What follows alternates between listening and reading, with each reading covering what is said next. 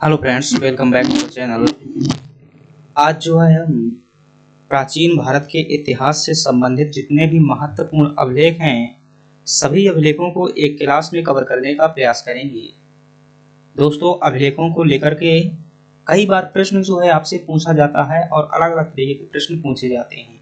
मैंने प्रश्नों का भी अध्ययन किया हुआ है, तो जो है इस बात से मैं परिचित हूँ किस प्रकार से प्रश्न पूछे जाते हैं। चलिए क्लास की शुरुआत करते हैं। कोई भी परीक्षा हो दोस्तों, यह अभिलेख जो है अति महत्वपूर्ण है, क्योंकि यह अभिलेख होते हैं जानकारी के स्रोत होते हैं। आपने जो है पढ़े होंगे, कई जगह है अलग अलग जो है टॉपिक वाइज पढ़ते होंगे कि जिस टॉपिक में जिसका जिक्र आया वहां पर पढ़ लिया, लेकिन यहाँ पर जितने भी महत्वपूर्ण प्राचीन भारत के अभिलेख हैं सभी एक साथ पढ़ेंगे। चलिए क्लास की शुरुआत करते हैं। दोस्तों, यदि आपको क्लास जो है अंत में देखने के बाद लगे ऐसा कि गुणवत्तापूर्ण क्लास है और मेहनत से बनाई गई है, तो प्लीज भाई यार सब्सक्राइब कीजिएगा, लाइक कीजिएगा, क्योंकि इतना अच्छा कंटेंट देने के बाद, मेहनत करने के बाद जब क्लास नहीं चलती है और आपका जो है रिस्पांस नहीं आता है, एक सकारात्मक प्रतिक्रिया नहीं आती है, थोड़ा सा डिमोटिवेट हो जाते हैं और ऐसे में अगली क्लास जो है दोस्तों उतनी गुणवत्ता नहीं हो पाती है। तो प्लीज सपोर्ट करिएगा और याद रखिएगा कि जितना अच्छा आप करेंगे उतने से दुगना करने का प्रयास करूंगा। चलिए क्लास की शुरुआत करते हैं। दोस्तों, हम जो अभिलेख देखेंगे उन अभिलेखों में कौन कौन से अभिलेख होंगे। हमारा जो पहला अभिलेख होगा वो होगा जूनागढ़ अभिलेख। इसके बाद हम देखेंगे कस्सी का अभिलेख, अब हाथी गुम्फा अभिलेख, फिर देखेंगे नासिक का अभिलेख, फिर देखेंगे प्रयाग प्रशस्ति, ऐहोल अभिलेख, मंदसौर अभिलेख, एरन अभिलेख। ये सभी वो महत्वपूर्ण अभिलेख हैं जिनसे कई बार दोस्तों प्रश्न सीधे सीधे आ चुके हैं, चाहे पटवारी से लेकर कोई भी परीक्षा हो। चलिए क्लास देखते हैं। सबसे जो हमारे पास में पहला अभिलेख है वो है दोस्तों जूनागढ़ अभिलेख। समझिएगा फ्रेंड्स, जूनागढ़ जो अभिलेख है, अगर मैं बात करूं जूनागढ़ अभिलेख की, दोस्तों जो शक शासक हुआ करते थे, जो है शक शासक जिनका नाम था रुद्रदामन। रुद्रा दमन जो है शासक का नाम था। इस सब शासक का दोस्तों क्या है, ये अभिलेख है और यह अभिलेख कहाँ पर स्थित है? गुजरात में स्थित है। दोस्तों ये बहुत महत्वपूर्ण अभिलेख है। क्यों? क्योंकि इसमें कुछ ऐसी जानकारी देखने को मिलती है। चलिए देखते हैं क्या क्या जानकारी है। अगर आपसे प्रश्न पूछा जाए कि संस्कृत भाषा का पहला अभिलेख कौन सा है, तो आपका जवाब क्या होगा कि संस्कृत भाषा का पहला अभिलेख जो है दोस्तों वो कौन सा है? जूनागढ़ अभिलेख है। ध्यान रखिएगा, जूनागढ़ अभिलेख को एक और अन्य नाम दिया जाता है। वो कौन सा नाम है? इसे गिरनार अभिलेख भी कह देते हैं। क्या कहते हैं? गिरनार अभिलेख भी कह दिया जाता है, क्योंकि यह गुजरात के गिरनार गिरी पहाड़ियों के आसपास ही स्थित है। दूसरी बात करें दोस्तों, बहुत महत्वपूर्ण है, आपने ऐसे फैक्ट नहीं पढ़े होंगे, कई किताबों का अध्ययन करने के बाद ये फैक्ट निकल करके आए हैं कि स्वयंवर प्रथा, जो सीता स्वयंवर हुआ था, इसी प्रकार से जो अब स्वयं अपना वर तलाश करने की पहले प्राचीन काल में प्रथा चलती थी, उसका प्राचीनतम यानी कि प्रथम उल्लेख कहाँ पर देखने को मिलता है? तो क्या बताएंगे? जूनागढ़ अभिलेख में मिलता है। कहाँ पर स्थित है? यह गुजरात राज्य में स्थित है, गुजरात के जूनागढ़ जिले में स्थित है, गिरनार के आसपास स्थित है।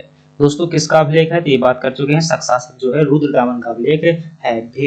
वेरी इंपॉर्टेंट जो है प्रश्न है आपका ये कि पूछा जाएगा आपसे, सुदर्शन झील के निर्माण था पुनर्निर्माण की जानकारी किसमें मिलती है? तो दोस्तों जूनागढ़ अभिलेख में मिलती है। एक्चुअली में यहाँ पर कहा गया है कि सुदर्शन झील का निर्माण जो है दोस्तों सबसे पहले चंद्रगुप्त मौर्य के द्वारा करवाया गया।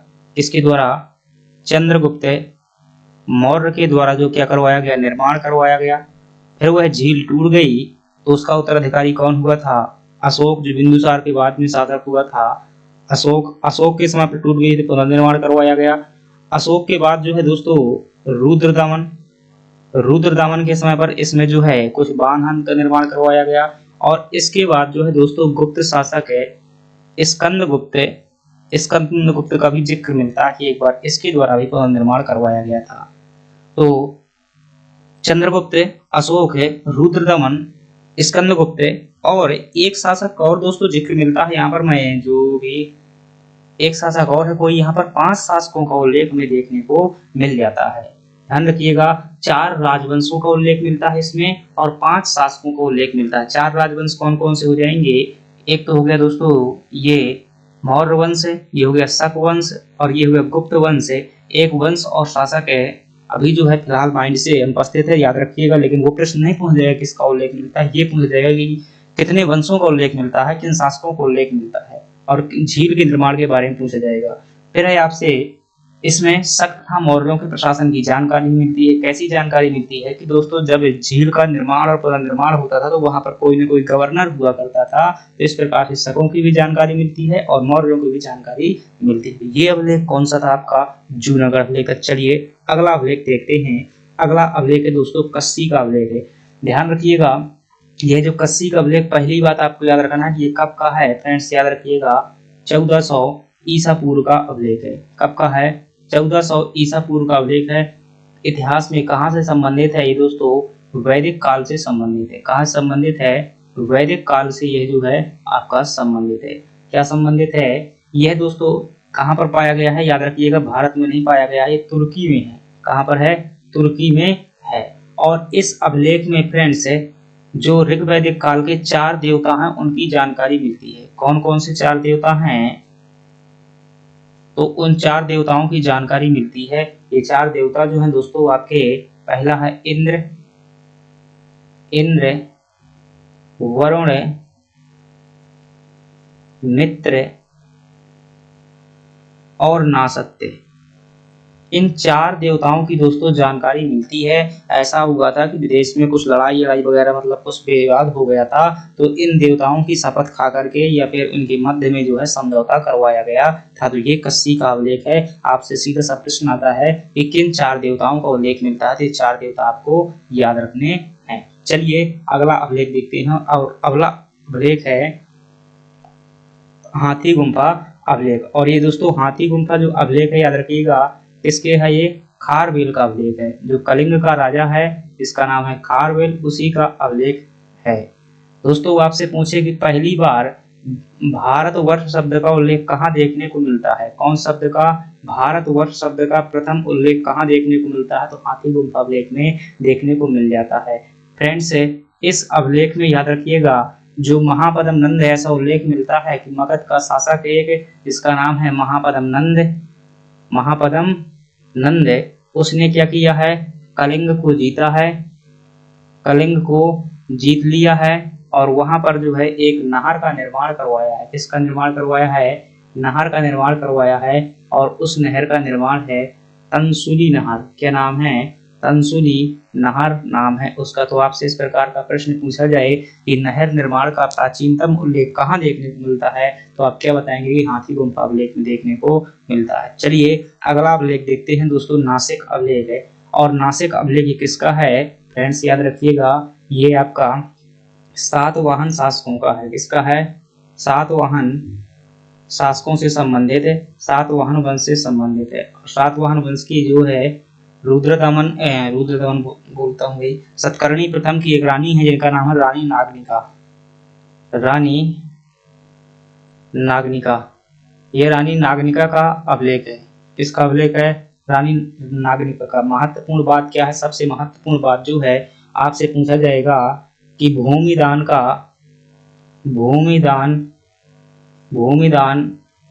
प्रथा का प्रथम उल्लेख कहाँ देखने को मिलता है? प्रथम उल्लेख तो आपका जवाब क्या होगा कि नासिक अभिलेख में देखने को मिल जाता है। फ्रेंड्स इस प्रकार से आपको याद रखना। चलिए अगले अभिलेख की बात करते हैं, और अगला अभिलेख है प्रयाग प्रशस्ति लेख। तो पहली बात याद रखिएगा प्रयाग प्रशस्ति अभिलेख जो है किसका है फ्रेंड्स? ये है समुद्रगुप्त का अभिलेख है। किसका है? समुद्रगुप्त के बारे में जो है इसमें जानकारी देखने को मिलती है, मतलब कि गुप्त वंश से संबंधित है, गुप्त वंश से संबंधित। दूसरी बात आपको क्या याद रखनी है कि इसके लेखक कौन है? बहुत महत्वपूर्ण है दोस्तों, इसके लेखक कई बार पूछा गया है। तो समुद्रगुप्त के दरबारी विद्वान हुआ करते थे जिनका नाम था हरिसेन। हरिसेन क्या थे? इसके लेखक थे। फ्रेंड्स अगली बात करें इसमें किस चीज की जानकारी मिलती है, तो याद रखिएगा समुद्रगुप्त के विजयों की जानकारी मिलती है, विजयों की जानकारी मिलती है। एक्चुअली में फ्रेंड्स अगर मैं जैसा लिखा हुआ है वैसा बताऊंगा तो थोड़ा सा दिक्कत होगी। उसमें लिखा हुआ है मतलब कि नीतियां लिखी हुई हैं, उस अभिलेख में क्या लिखी हुई हैं, नीतियां लिखी हुई हैं कि जैसे ये भारत है तो भारत के इस प्रकार यहाँ विस्तार किया है, जब समुद्रगुप्त ने आर्यावर्त में विस्तार किया है, जब पश्चिम की ओर विस्तार किया है, दक्षिण की ओर विस्तार किया है, तो कौन कौन सी नीतियां अपनाई है, तो वहां पर ये नीतियां अपनाई गई थी। कृष्णबोधरण, कन्योपायन, ग्रहण, मोक्षानुग्रह, ये जो है नीतियां अपनाई गई। जिस दक्षिण में ग्रहण मोक्षानुग्रह की नीति अपनाई गई थी, यहाँ पर पश्चिम में दोस्तों कन्योपायन की नीति अपनाई गई थी, मतलब कन्या का विवाह करो, पांच पूजी करो। और दक्षिण भारत में जो है ग्रहण मोक्षानुग्रह, मतलब कि पहले राज्य को ग्रहण कर लिया और धन संपत्ति मिलने के बाद में उसे क्या कर दिया गया, छोड़ दिया गया। तो इस प्रकार से प्रयाग प्रशस्ति अभिलेख में जो है समुद्रगुप्त के विजयों की जानकारी मिलती है और समुद्रगुप्त को क्या कहते हैं, भारत का नेपोलियन भी कहते हैं। चलिए अगला एक अभिलेख की बात करें। अगला अभिलेख है, आपसे पूछ रहे एहोल अभिलेख है। बहुत महत्वपूर्ण फैक्ट बता रहा हूँ। सबसे पहली बात जो आपको याद रखनी है, जो आपसे पूछा जाएगा कि इसके लेखक कौन है, तो आप क्या बताएंगे कि इसके जो लेखक हैं दोस्तों रवि कीर्ति जो हैं इसके क्या हैं, लेखक हैं। याद रखिएगा रवि कीर्ति।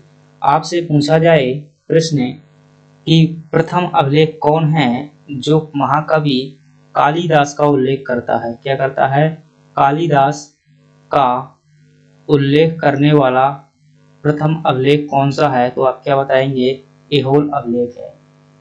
फ्रेंड्स आगे बात करें, यह जो है किस शासक से संबंधित है। अगर आप शासक से पूछा जाए किस शासक का है, तो दक्षिण में जो चालुक्य वंश के एक शासक हुए थे जिनका नाम था पुलकेशन द्वितीय। पुलकेशन द्वितीय का ये अभिलेख है। पुलकेशन द्वितीय का ये क्या है, अभिलेख है चालुक्य शासक का। आपसे पूछे और किस लिए महत्वपूर्ण है दोस्तों, इसमें रेवा के युद्ध के बारे में जानकारी मिलती है। रेवा युद्ध के बारे में जानकारी मिलती है। और यह युद्ध किन किन के मध्य में हुआ था, जो उत्तर भारत के शासक थे हर्षवर्धन और दूसरे कौन, पुलकेशन द्वितीय। पुलकेशन द्वितीय के मध्य में यह युद्ध हुआ था जिसमें पुलकेशन की जीत हुई थी। तो यह अभिलेख कौन सा दोस्तों, एहोल अभिलेख है। चलिए अगले प्रश्न की बात करते हैं। जो अगला अभिलेख है जिसका नाम है एरण अभिलेख है दोस्तों, one of the most important अभिलेख है। आपसे पूछिए कहाँ पर स्थित है, पहली बात याद रखिएगा 610 जो है ईस्वी इसका समय है। और यह जो अभिलेख है दोस्तों यह मध्य प्रदेश में स्थित है। कहाँ है, मध्य प्रदेश में, और मध्य प्रदेश में कहाँ, सागर जिले में है। आपसे पूछे महत्व क्या है इसका, इसका महत्व ये है कि आपसे पूछे सती प्रथा का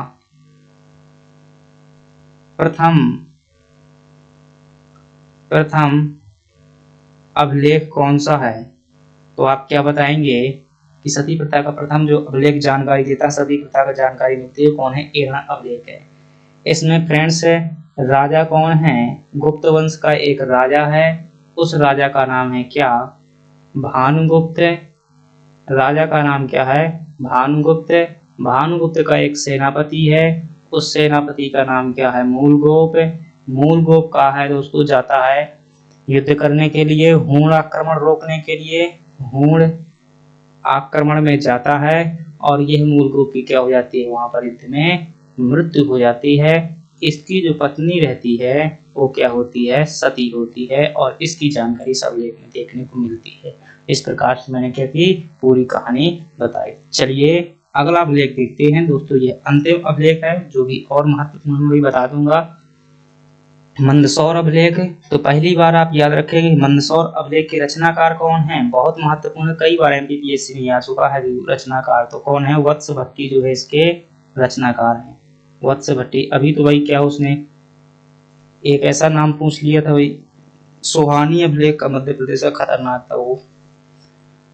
वत्स भट्टी जो क्या है मंदसौर अभिलेख के लेखक हैं, और इसे ध्यान रखिएगा दसपुर अभिलेख भी कहते हैं, क्योंकि मंदसौर का जो प्राचीन नाम क्या है, दसपुर ही है, तो इसलिए क्या कहते हैं इसे, दसपुर अभिलेख भी कह देते हैं।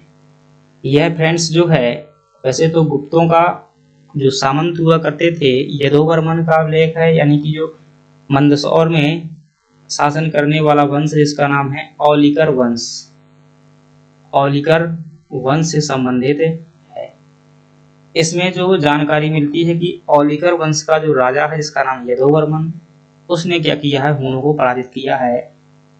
इसे ध्यान रखिएगा, विश्व का प्रथम विज्ञापन अभिलेख कहते हैं, विश्व का प्रथम विज्ञापन अभिलेख भी कहते हैं। ध्यान रखिएगा, पूछा गया है तो उठाकर देखिएगा, पेपर है एमपीपीएससी 2023 का। प्रथम विज्ञापन अभिलेख किसे कहा गया है, तो आप क्या बताएंगे कि मंदसौर अभिलेख को जो है कहा गया है। इसमें फ्रेंड्स सूर्य मंदिर के निर्माण की जानकारी मिलती है। किसके निर्माण की? सूर्य मंदिर के निर्माण की जानकारी मिलती है। कैसी जानकारी मिलती है? उल्लेख मिलता है कि गुजरात साइड से एक व्यापारियों की श्रेणी आई है। कौन सी व्यापारियों की? रेशम व्यापारियों की। रेशम व्यापारी की जो है एक श्रेणी आई हुई है। वो श्रेणी कहाँ पर? मालवा में बस गई है और उन्होंने टैक्स देकर के इकट्ठा किया है और फिर यहाँ पर क्या किया है? सूर्य मंदिर का निर्माण करवाया है। तो फ्रेंड्स इस प्रकार से हमने क्या देखा, ये जो है महत्वपूर्ण अभिलेख। एक अभिलेख और अब चाहें तो आप लिख सकते हैं, जैसे कि एक अभिलेख में यहाँ पर और लिख देता हूँ। आपसे पूछे अयोध्या अभिलेख, अयोध्या अभिलेख, ये फ्रेंड्स वो अभिलेख है जिसमें पुष्यमित्र जो शुंग हुए हैं, पुष्यमित्र शुंग, उसके अश्वमेध यज्ञ की जानकारी मिलती है। अश्वमेध यज्ञ की जानकारी मिलती है। इसके अलावा फ्रेंड्स एक अभिलेख और आप याद कर सकते हैं। उस अभिलेख का नाम है वही पूना अभिलेख है। ये बाल श्री का पूना अभिलेख है। बाल श्री गौतमी का है ये पूना अभिलेख है, पूना अभिलेख है। और इसमें खास बात क्या है कि इसमें जो गौतमी पुत्र सातकर्णी है उसे क्या कहा गया है? अद्वितीय ब्राह्मण कहा गया है। अद्वितीय ब्राह्मण कहा गया है। तो ये ऐसे कुछ नाम हैं, इन्हें आप क्या कर सकते हैं? याद कर सकते हैं। ये जो दोस्तों महत्वपूर्ण अभिलेख है प्राचीन भारत के। अगर आपको ये क्लास अच्छी लगी है तो लाइक सब्सक्राइब जरूर करिएगा दोस्तों, जरूर करिएगा। चलिए धन्यवाद।